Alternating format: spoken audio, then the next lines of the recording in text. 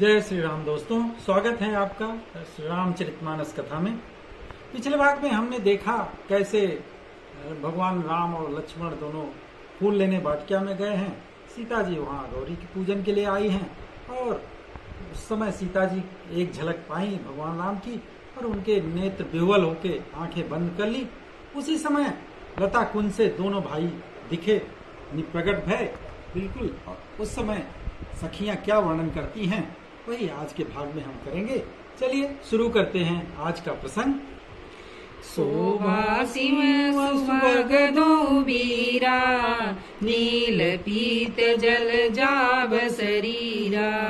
मोर पंख सिर शोभत नीके, गुच्छ बीच बीच कुसुम कली के।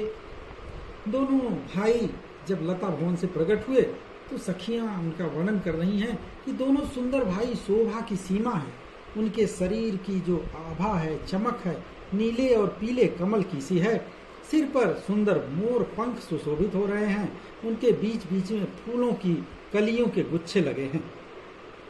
भाल तिलक श्रम बिंदु सुहाए, श्रवण सुभग भूषण छवि छाए। बिकट ब्रिकुटी कच घूघर वारे, नव सरोज लोचन रत्नारे। दोनों के माथे पे तिलक है, पसीने की बूंदें शोभित हो रही हैं। कानों में सुंदर भूषणों की गहनों की छवि छाई हुई है। भौहें टेढ़ी और बाल घुंघराले हैं। नए लाल कमल समान रत्नारे लाल लाल नेत्र हैं। चारु चिबुक नासिका कपोला, हास विलास लेत मनु मोला। मुख छवि कहीं न जाई मोहि पाही, जो बिलो की बहु काम ल जाही। दोनों भाइयों के ठोड़ी, नाक और गाल बड़े सुंदर हैं और हंसी की शोभा तो मानो मन को ही खरीद ले रही है। और मुख की छवि तो मेरे से कही नहीं जाती, जिसे देख करके बड़े बड़े कामदेव लजा जाएंगे। मणिमाल कंबुगल गीवा, काम कलब कर भुज बल सीवा। सुमन समेत बाम कर दोना, सावर कुंवर सखी सुठी लोना। उनके वक्षस्थल पर सीने पे मणियों की माला है। शंख के सुंदर समान सुंदर गला है। कामदेव के हाथी के बच्चे की सूंड के समान उतार चढ़ाव वाली और कोमल भुजाएं हैं, जो बल की सीमा है, जिनमें असीमित बल है। जिनके बाएं हाथ में फूलों सहित दोना है। हे सखी, वह सांवला कुंवर तो बहुत ही सलूना है, ऐसा एक सखी उनको बताती है। के हर कटिपट पीत धर, सुषमा शील निधान। देखी भानुकुल भूष नहीं, बिसरा सकिन अपान।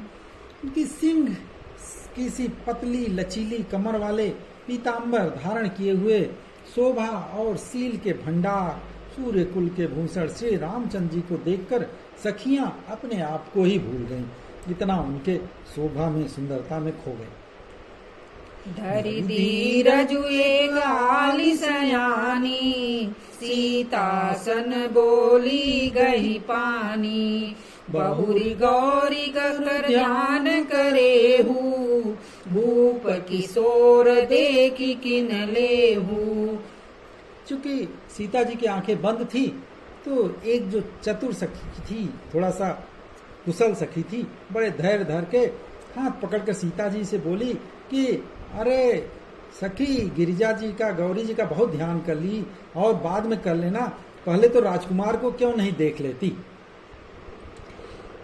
सकुचि सिय तब नयन उघारे, सनमुख दो रघु सिंह निहारे। नखसिक देखी राम कै शोभा, सुमिर पिता पनु मनुवती शोभा।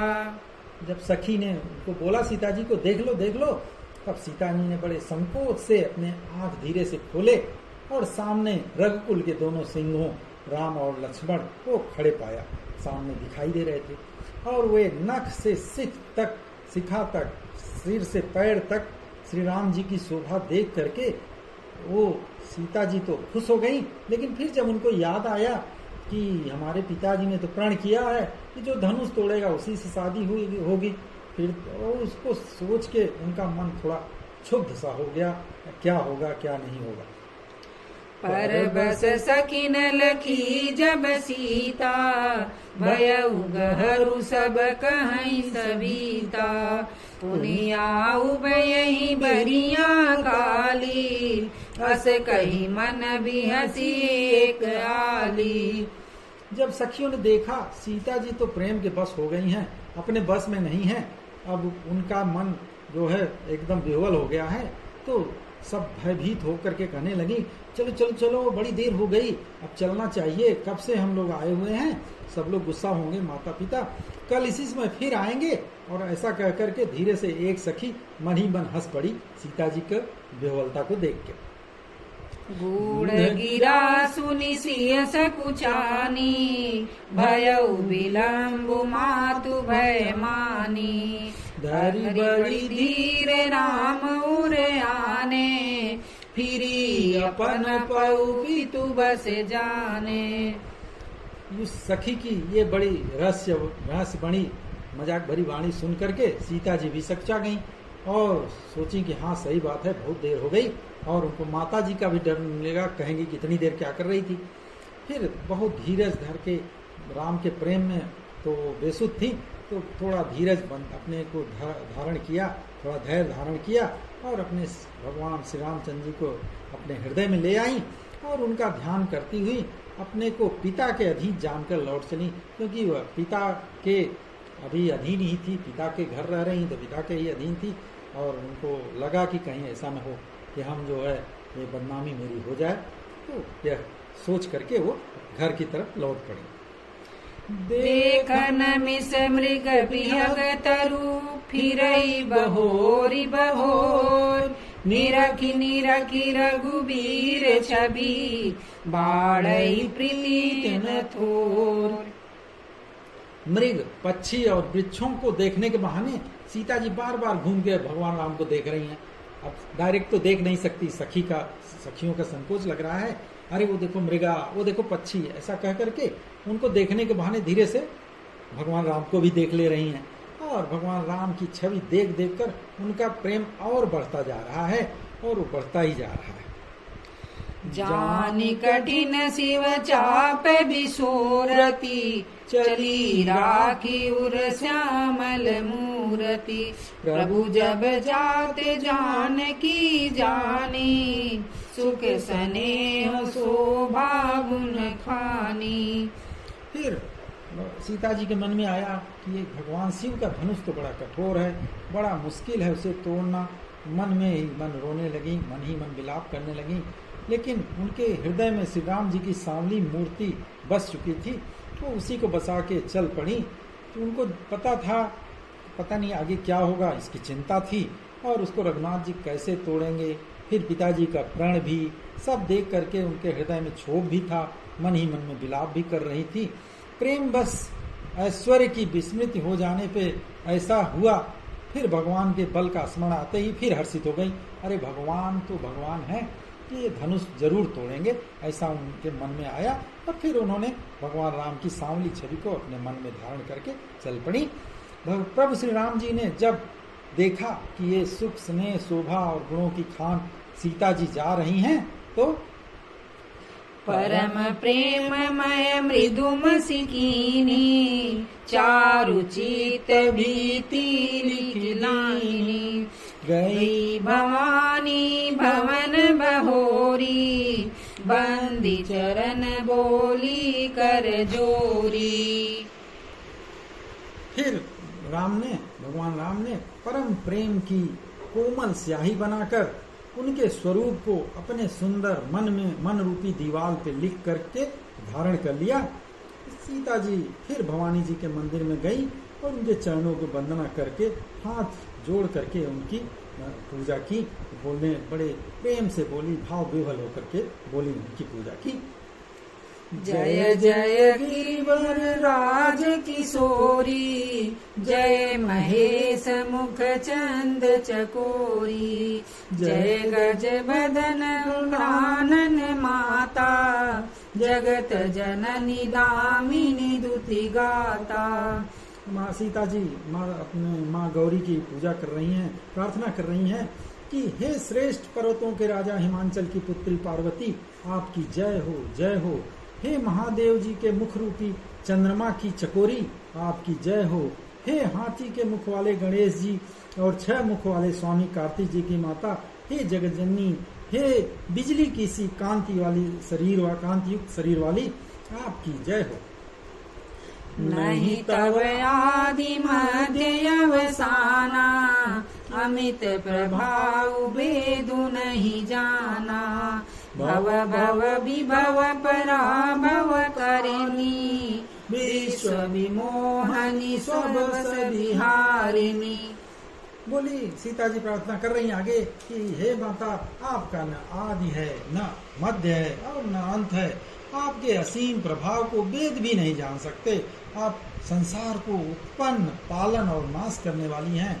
विश्व को मोहित करने वाली, स्वतंत्र रूप से विहार करने वाली हैं।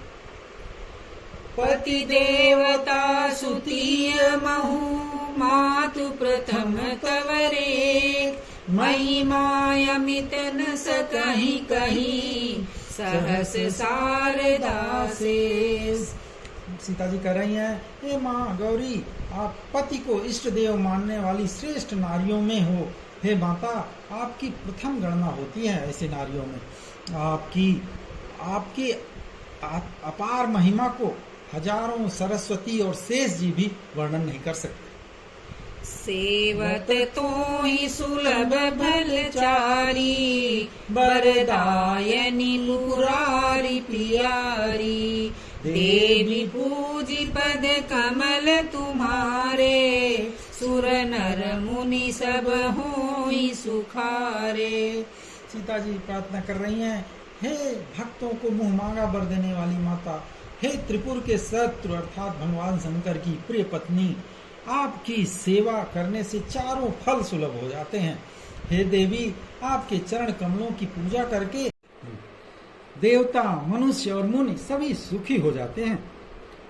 मोर मनोरथ जान मुनि के, बसहु सदा उरपुर सबहि के। कीनहु प्रगटन कारण तेहि, अस कई चरण गए वैदेही। सीता जी उनके चरण पकड़ करके माता गौरी के बोली, हे माता जी, मेरी इच्छा तो आप भली भांति जानते हैं, अर्थात मैं राम को चाहती हूँ, ये आप अच्छी तरह से जानती हूँ। तो क्योंकि आप सदा सबके हृदय रूपी नगर में निवास करती हैं, इस कारण मैंने प्रकट रूप में कुछ नहीं कहा। ऐसा कह करके जानकी जी उनकी चरण पकड़ लिए गौरी माँ के। विनय प्रेम बस भई भवानी, खसी माल मूरति मुस्कानी। सादर सिय प्रसाद सिर धरेऊ, बोली गौरी हरसु ही भरेऊ। फिर गिरिजा जी माँ गौरी सीता जी के इस प्रेम वाणी को विनय पूर्वक की गई पूजा के बस में हो गई। उनके गले की माला खिसक पड़ी और मूर्ति भी मुस्कुरा दी। सीता जी ने बड़े प्रेम से उस प्रसाद जो माला गिरी थी उनके ऊपर, उसको अपने सिर पे धारण किया और उसे देख करके गौरी जी का भी हृदय हर्ष से भर गया और फिर बोली, सुनो सिय सत्य शीस हमारी, पूजी मन कामना तुम्हारी। नारद बचन सदा सुचि साचा, सोबरु मिलहि जाहि मनुराचा। बोली गौरी जी, गौरी माता गौरी, हे सीता, हमारी सच्ची आशीष सुनो, तुम्हारी मनोकामना पूर्ण होगी। नारद जी के वचन सदा ही पवित्र, संशय भ्रम आदि दोषों से रहित होते हैं और हमेशा सत्य होते हैं। जिसमें तुम्हारा मन अनुरक्त हो गया है वही वर तुमको मिलेगा, ऐसा मेरा सच्चा आशीष है। मनु जाहि राजऊ मिलहि सोबरु सज सुंदर सावरो करुणा निदान सुजान सिलु स्नेह जान तेरावरो एहि भांति गौरी असीस सुनि सिय सहित हिय हर सियली तुलसी भवानी पूजी पुनि पुनि मुदित मन मंदिर चली। गौरी जी ने बोला, कहा सीता जी को, जिसमें तुम्हारा मन अनुरक्त हो गया है वही स्वभाव से सुंदर सांवलावर श्री रामचंद्र जी तुम्हें मिलेगा। वह दया का खजाना और सर्वज्ञ हैं, तुम्हारे सील और स्नेह को जानते हैं। इस प्रकार श्री गौरी जी का आशीर्वाद सुन के माता सीता, जानकी, सब सखियों और उनकी सब सखियां सब हृदय में बड़ी हर्षित हो गईं। तुलसीदास जी कहते हैं कि इस तरह से भवानी गौरी जी को बार बार पूज करके सीता जी प्रसन्न मन से राजमहल को लौट चली। जानी गौरी अनुकूल सियहि हर सुन जाई कही मंजुल मंगल मूल बाम अंग फरकन लगे।